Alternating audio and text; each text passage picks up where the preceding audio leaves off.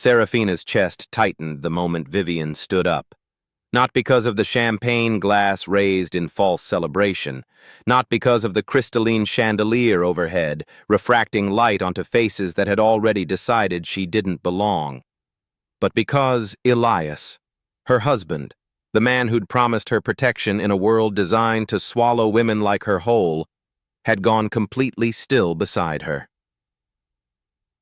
Pause. She could feel his silence like a physical weight. Vivian's voice carried across the ballroom with practiced elegance. "To Serafina," she began, and the room quieted. "A woman who has surprised us all with her sudden rise." The word sudden landed like a blade. Serafina's fingers tightened around her own glass. She knew this game. She'd watched it played against others, women who married into power, who entered rooms they weren't born into. The whispers, the implications, the surgical precision of words chosen to destroy without ever being explicit enough to challenge. But what Serafina didn't know, what no one in that room could have predicted, was that the true betrayal had already happened. And it wasn't hers. Serafina had met Elias Crown 7 years before the billions arrived, back when his ambition was louder than his bank account, when he'd work 70-hour weeks and still come home to an empty apartment that smelled like reheated coffee and desperation. She'd been working at a consulting firm, not his, but adjacent to his world. They'd met at a conference neither of them could really afford to attend. He'd been pitching an idea that everyone else in the room had already dismissed. She'd been the only one who stayed to listen. Deep breath. That's the part the tabloids never understood, the part that made socialites uncomfortable and investors suspicious. Serafina hadn't married into Elias's empire. She'd been there when it was just blueprints and borrowed capital, when failure was a frequent guest at dinner. She never asked for luxury, never demanded the spotlight.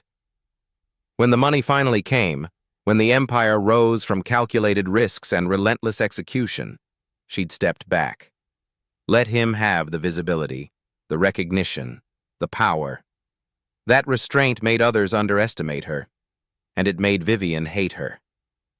Because Vivian remembered a different version of Elias Crown, the one who'd promised her a future, who'd let her believe she was building something alongside him, not just witnessing his ascent. Vivian had been there during the rise, or at least during the early climb. She'd invested time, connections, belief. Then Elias had met Serafina, and everything Vivian thought she understood about her place in his story evaporated. The charity gala wasn't supposed to be dangerous. Serafina had attended dozens of these events. She understood the performance required: smile warmly, speak when spoken to, deflect the pointed questions about her background with grace that made interrogators feel guilty for asking. She'd mastered the art of being present without being threatening. But tonight felt different. Vivian had sponsored the event, had carefully selected the guest list, investors who valued legacy, board members who whispered about cultural fit, journalists who knew how to frame a story. And Vivian had positioned herself perfectly, not as Elias's ex, that would have been too obvious, too bitter, but as a friend, a supporter of the couple, someone who wanted only the best for them. Pause. The lie was almost beautiful in its construction. Serafina arrived in understated elegance, a black dress that cost less than half the jewelry worn by women who'd never worked a day requiring actual labor. She felt the stares immediately, the quiet judgments passing between tables like contagion. Elias walked beside her, his hand briefly touching her lower back, but distant. Always slightly distant in these rooms. She told herself it was strategy, that he was protecting her by not being too obvious with affection. That powerful men learned to compartmentalize, to separate business from personal, public from private. She told herself a lot of things that night. Most of them were wrong. Vivian's speech started exactly 14 minutes after they'd arrived. Serafina noticed because she'd been counting, not consciously, but the way prey tracks time when predators circle. The room had been buzzing with networking, deals being negotiated over shrimp cocktail and political donations. Then Vivian stood, and conversations died like candles in wind. "I want to talk about transformation," Vivian began. Her voice was warm, inviting. "About how quickly our lives can change, how someone can go from obscurity to extraordinary access." The word access hung in the air. Serafina felt eyes turning toward her. Not all at once. That would have been too obvious. But in waves. Sideways glances. Curious stares. The kind of attention that measures and finds lacking. "Serafina has certainly experienced that transformation," Vivian continued, smiling directly at her now. "From working in consulting, admirable work truly, to standing beside one of the most powerful men in the country. It's remarkable what love can do, what it can provide." Mia voice cracks. The implication was surgical. Gold digger, without ever saying the words. Opportunist, without direct accusation. Decorative distraction, wrapped in compliments poisoned at their core. Serafina's throat tightened. Her hands, resting on her lap beneath the table, began to tremble, just slightly. Not enough for anyone to see, but enough that she felt her body betraying the calm expression she'd trained onto her face. She looked to Elias, waiting for him to stand, to interrupt, to protect her the way he'd promised on their wedding night when she'd confessed her fear of exactly this moment. He said nothing. His jaw was set, his eyes forward. His silence was louder than any words Vivian had spoken. And that's when Serafina understood something that would change everything. Protection without trust still feels like betrayal. The room reacted exactly as Vivian intended. Polite applause that carried judgment in its rhythm. Knowing looks exchanged between board members. A journalist in the corner, one Serafina recognized from business publications, typing notes into his phone with barely concealed excitement. Tomorrow's headline was already being written. Serafina felt the walls of the ballroom closing in. Every sacrifice she'd made for Elias suddenly felt invisible. The years she'd worked quietly beside him, the privacy she'd maintained when tabloids tried to interview her, the way she'd stepped back from her own career to let his empire expand without complication. All of it, erased by implication and silence. Pause. Vivian wasn't finished. "Of course, we're all so happy for them," she continued, her voice dripping with false warmth. "Marriage is about partnership, about two people building something together, though I suppose some partnerships are more equal than others." The air in the room shifted. Even the people who'd been sympathetic to Serafina, and there were a few she'd noticed their uncomfortable expressions, now looked uncertain, questioning. "Maybe there's truth to it," their faces said. "Maybe we've been too generous in our assumptions." Serafina made her decision in that moment. She stood, not dramatically, not with anger, but with the kind of composed grace that makes people lean forward, uncertain what's coming next. Every eye in the room turned to her. Vivian's expression flickered, just for a second, with something that might have been fear disguised as satisfaction. "Thank you, Vivian," Serafina said, her voice steady, clear. "For your honesty." The room held its breath. "I appreciate you sharing your perspective on my marriage, on my life, on my value." She smiled, not warmly, but not coldly either.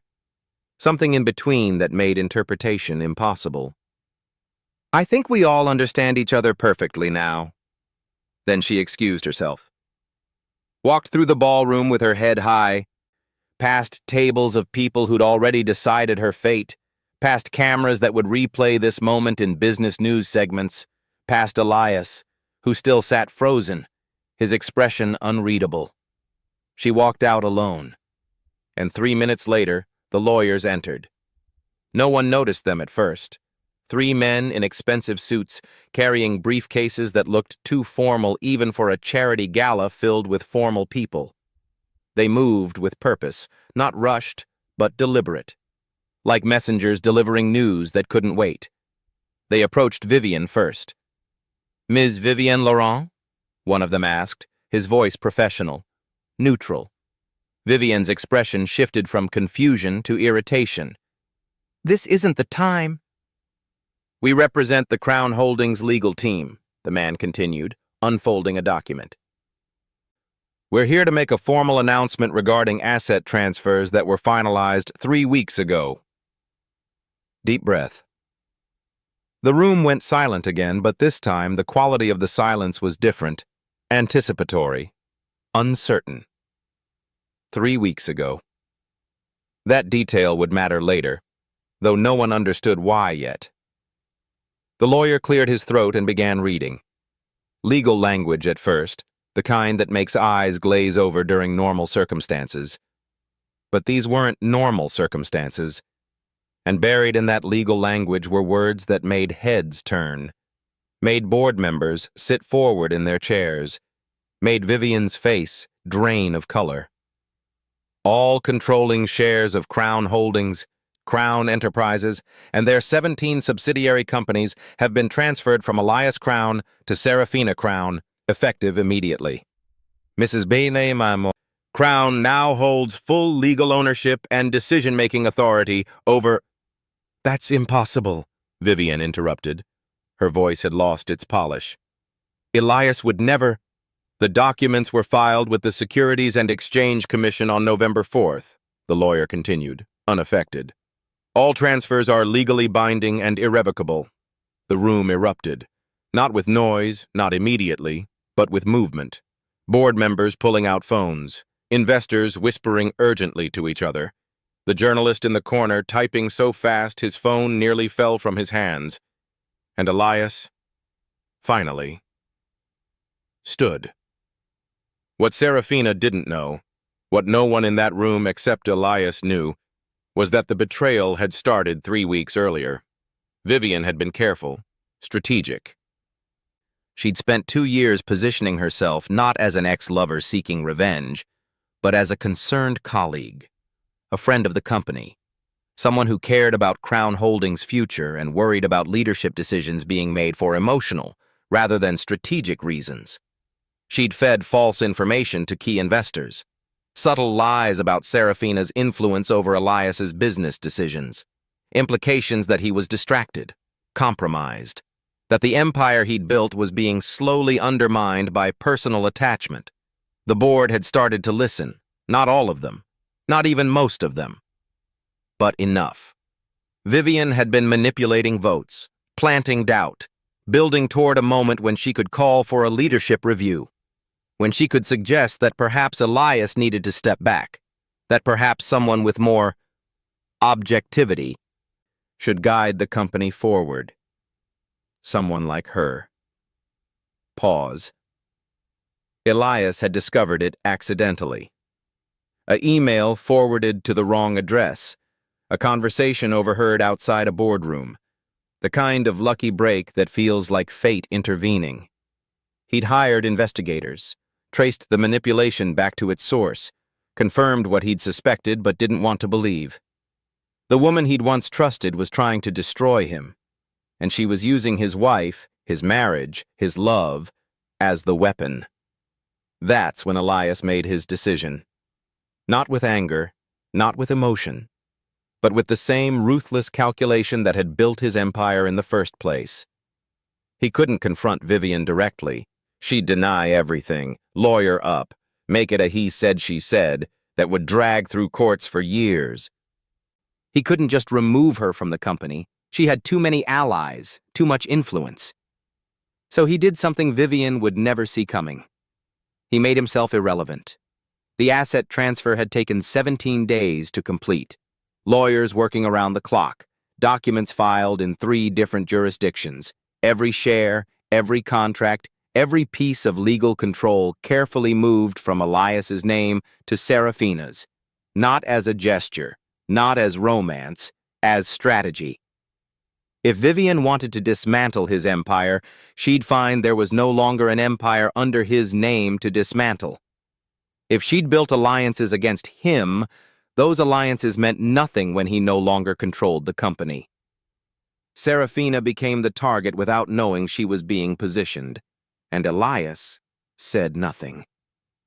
Voice cracks. That was the coldest part. He'd orchestrated everything in silence, signed the papers, filed the transfers, let his wife walk into that gala not knowing she owned everything Vivian was trying to destroy. Let her sit through that humiliating speech. Let her feel abandoned and betrayed, because he needed Vivian to reveal herself completely, in front of investors, in front of the board, in front of journalists who would document every word. He needed her to attack, openly, publicly, undeniably, so that when the truth came out there would be no sympathy, no redemption, no way to spin it as anything other than what it was. Calculated cruelty disguised as concern. But here's what Elias didn't calculate: the cost of silence on trust. He thought he was protecting Serafina, thought that by the end of the night, she'd understand. That she'd see the brilliance of the trap. That she'd forgive him for using her as bait because the outcome was victory. He was wrong. When Vivian's expression collapsed, the room felt it like atmospheric pressure dropping before a storm. Her mouth opened, closed, opened again. No words came out, at least not immediately. She looked to Elias, her eyes demanding explanation, demanding he tell her this was a mistake, a misunderstanding. He met her stare with something that might have been pity. "You've been sabotaging me for 2 years," Elias said, his voice carrying across the silent ballroom. "Feeding lies to investors, manipulating board votes, building a case against my leadership so you could take control of the company you convinced yourself was partly yours." Vivian's face flushed. We have documentation," Elias continued. "Emails, recorded conversations, financial records showing payments to 3 board members in exchange for their votes during strategic decisions. Enough evidence to file criminal charges if we wanted to." The room was frozen. Even the servers who'd been circling with champagne had stopped moving. "But I'm not interested in pressing charges," Elias said. "I'm interested in making sure you never have access to my family's business again. Which is why, as of 3 weeks ago, it's no longer my business to grant access to." He turned toward the entrance where Serafina had exited minutes before. "It's hers." Pause. That's when Serafina returned. She hadn't left the building, just the ballroom. Had been standing in the hallway outside, trying to steady her breathing, trying to decide whether to call a car or walk back in and fight. Then she'd heard the commotion, the lawyers' voices, the gasps. She'd heard Elias's confession.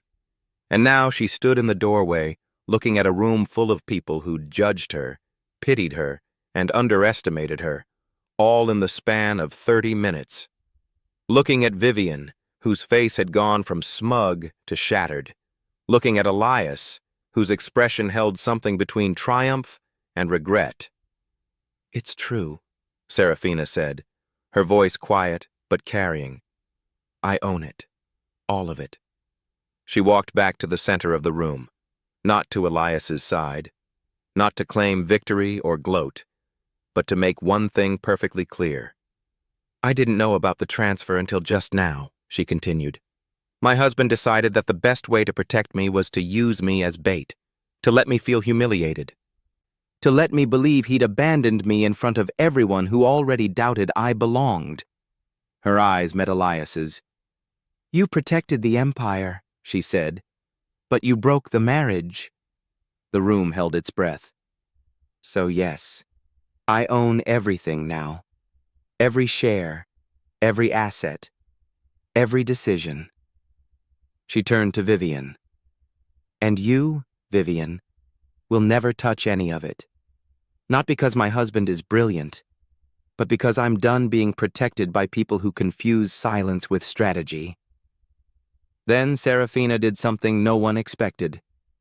She walked out again, this time with her head high, with ownership, with power, and completely alone.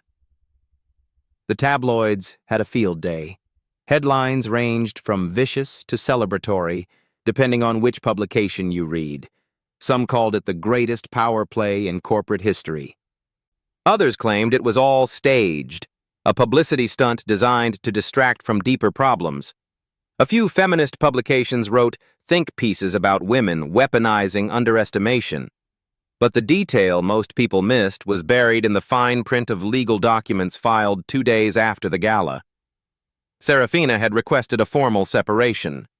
Not divorce, not yet, but space. Legal and physical distance that made it clear she wasn't interested in reconciliation without reckoning. The empire remained hers. Elias remained complicated. He'd called 17 times in the first 3 days. She'd answered once. "I was trying to protect you," he'd said, his voice raw in a way she'd rarely heard. "No," she'd replied. "You were trying to win. There's a difference." Pause. What hurt most wasn't the manipulation.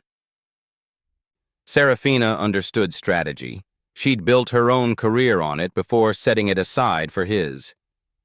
What hurt was that he'd confused protection with trust, had thought that controlling the outcome was the same as including her in the process, had treated her like an asset to be positioned rather than a partner to be consulted. 3 months later, Serafina sat in the corner office that used to be Elias's. She'd restructured the board, removed the members Vivian had corrupted, brought in people who valued competence over pedigree, results over connections. The company's stock had risen 14% since the gala. Turns out investors appreciated decisive leadership, regardless of whose name was on it. Vivian had disappeared from public life. No charges were filed, but her reputation was destroyed beyond repair. Last anyone heard, she'd moved to Europe, started over with a new name and a much quieter existence. And Elias sent flowers every Friday. Not roses, too obvious, but gardenias, the flower Serafina had carried at their wedding, the one that meant secret love and unspoken truth. Each arrangement came with a card. No words, just his signature. She never responded, but she never threw them away either. Deep breath. Because here's what Serafina had learned in the months since that gala. Power isn't just about ownership. It's about deciding what you're willing to sacrifice for it, what you're willing to forgive, what you're willing to walk away from, even when walking away means leaving pieces of yourself behind. The world had stopped calling her the billionaire's black wife. They started calling her the woman who walked away with everything. But on quiet nights, alone in an office that overlooked a city that finally respected her name, Serafina wondered if everything was just another word for everything except what you actually wanted. The gardenias sat on her desk, beautiful and complicated and impossible to explain. Just like the man who kept sending them, just like the woman who kept letting them stay.